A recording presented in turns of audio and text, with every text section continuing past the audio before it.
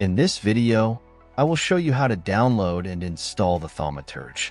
First, we need to download the Steam app. Open your Google Chrome and search for store.steampowered.com. Link in description. Click on the Install Steam button on this page. Once you've done that, at the top right corner of your screen, click on the .exe file and open it. Complete the installation, and once finished, open your Steam app. In search bar, type the Thaumaturge and drop down you will see the game. If not, check video in description. If you see the game in drop down, click on the game. Now click on Add to Cart button beside original game. In new pop-up, click on View My Cart. Now click on blue Continue to Payment button. In payment methods, select your preferred payment method and proceed. After you're done with payment, next steps I will show with game I already own. After completing the purchase, go to your library.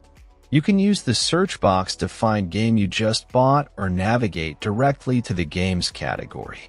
Next step I will show on game I own. First, click on the game you want to play.